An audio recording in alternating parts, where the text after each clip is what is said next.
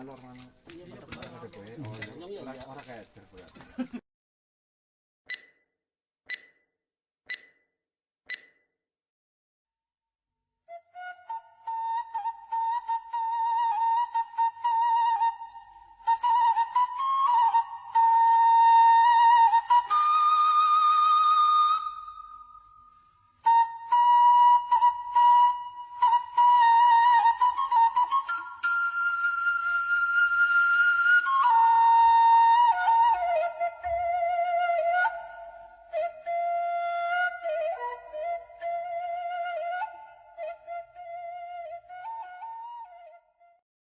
Ya, saya selaku pembawa acara sekaligus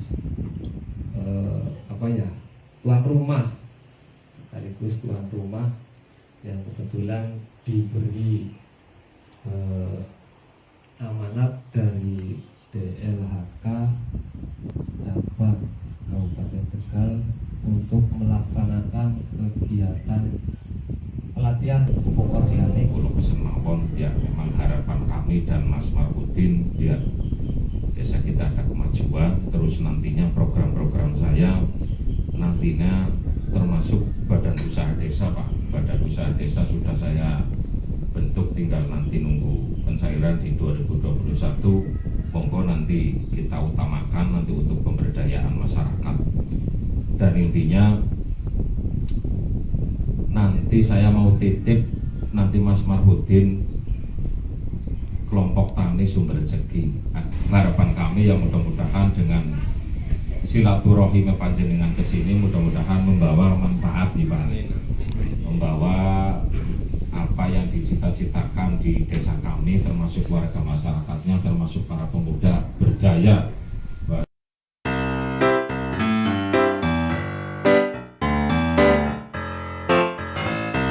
Kegiatan ini merupakan bagian dari rangkaian kegiatan peningkatan kelembagaan kelompok tani. Artinya ke depan kelompok tani itu bisa mandiri. Apa sih kelompok tani itu mandiri? Indikator kelompok mandiri itu ada 3. Yang pertama, pengelolaan kelembagaan.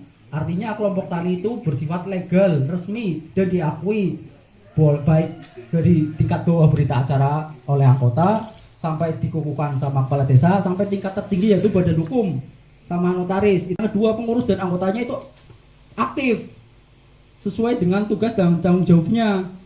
Selanjutnya adanya sarana dan prasarana yang mendukung, contohnya perpustakaan atau sekretariat atau buku temu, buku-buku administrasi dan sebagainya. Itu poin yang pertama, itu pengelolaan kelembagaan. Yang kedua, pengelolaan kawasan. Artinya seluruh pengurus dan anggota kelompok tani itu mampu dan mengetahui seluruh wilayah-wilayah yang digarapnya.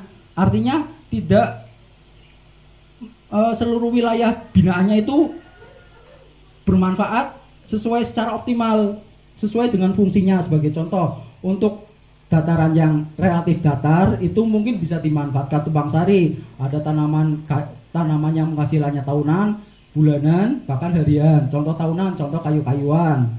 Fak kami di bidang kehutanan. Bulanan bisa buah-buahan. Terus hariannya bisa hortikultura ataupun pohon-pohon. Itu kelola kawasan.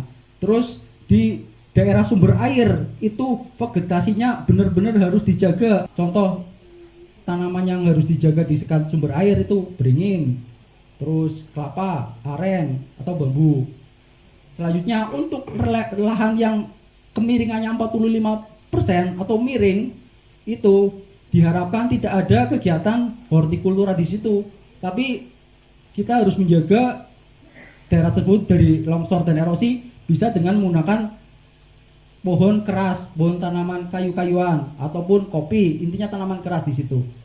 Itu kelola kawasan. Dan yang ketiga itu kelola usaha. Artinya kelompok tani itu suatu saat mampu menghasilkan produk tani unggulan yang berkualitas dan berkesinambungan. Di kelompok tani tersebut ada perputaran ekonomi sehingga dampaknya itu baik di masyarakat maupun khususnya di kelompok tani tersebut akan meningkatkan kesejahteraan ekonominya. Susah nomor disusah Pak. Pasti kangelan gitu. Nggih. Nah, sebagai upaya untuk pemenuhan kebutuhan pupuk, ini salah satunya adalah mengagem pupuk organik. Pun nate ngagem pupuk organik dereng Pak selama panjenengan dereng nggih. Karena penggunaan bahan kimia, baik pupuk kimia maupun pestisida sintesis nih, atau pestisida kimia, kalau tidak digunakan secara bijaksana, artinya penggunaan bahan kimia tersebut berlebihan, maka dampaknya terhadap tanah sangat besar atau berdampak pada lingkungan. Contohnya pupuk kimia yang digunakan secara terus-menerus kepada dalam tanah, maka tanah menjadi sukar diolah, tanah menjadi lengket, produksi sukar meningkat. Ini panjenengan mungkin rasakan ya. Di tanah lengket. Senang kalau yang hadir petani-petani muda atau petani hutan muda itu saya paling senang.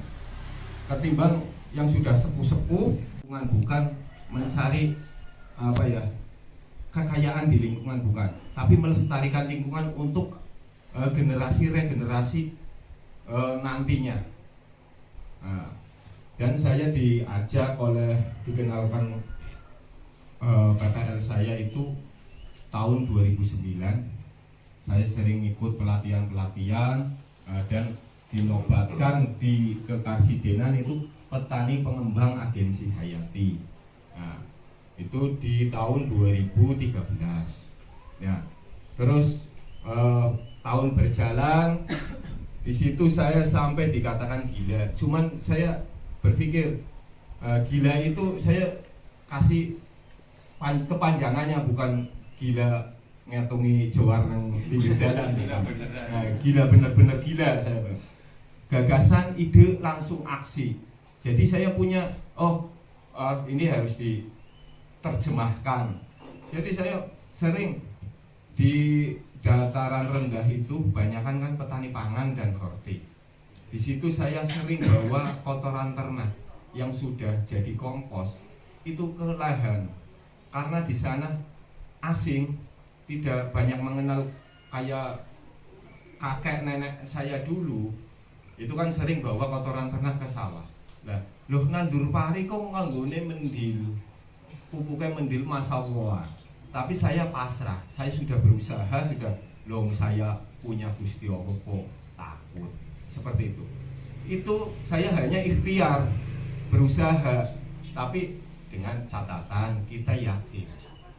Kita sudah fokus dan yakin itu.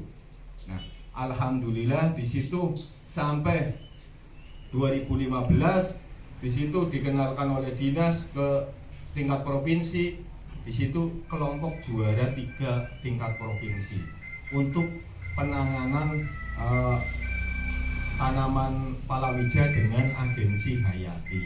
Agensi hayati itu bioinsek Pak, bukan kimiawi, bukan pestisida sintetis, bukan.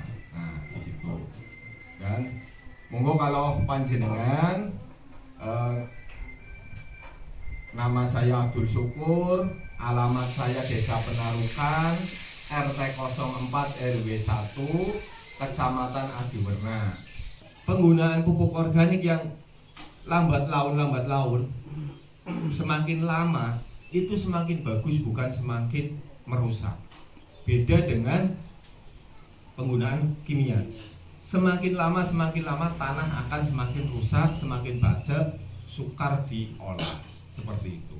Jadi kita untuk mengambil spesifik lokasi atau panjenengan pupuk organik panjenengan agar di daerah panjenengan itu kelihatan langsung seperti pupuk kimia dan unsur haranya itu tercukupi ya di daerah panjenengan.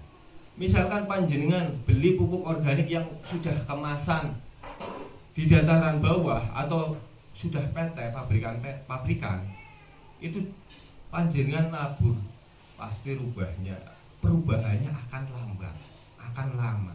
Tapi karena spesifik lokasi atau di wilayah panjenengan sudah ada yang produksi, apalagi ketua kelompoknya itu produksi pupuk organik, jadi lingkungannya panjenengan otomatis wong desane panjenengan, tanah kelahirannya panjenengan disokon ning desane panjenengan yang mboten keder.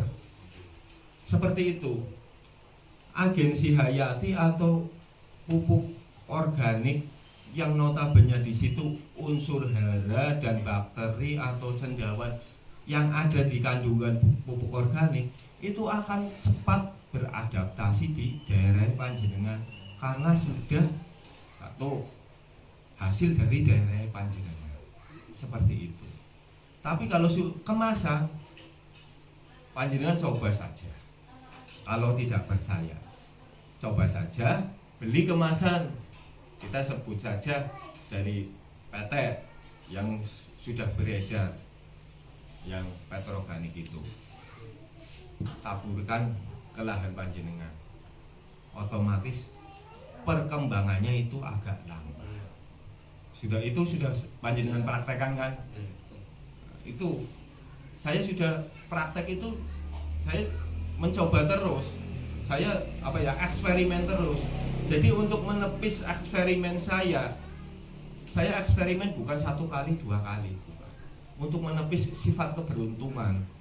Jadi eksperimen saya sampai 15-an kali tahunan. Jadi untuk menepis sifat keberuntungan saya eksperimen sudah ada catatannya 10 sampai 15 kali. Jadi pakai seperti ini. Nah, adanya teori, adanya materi teori, tetap adanya prakteknya dulu. Dasarnya praktek dikembangkan jadi teori, nanti baru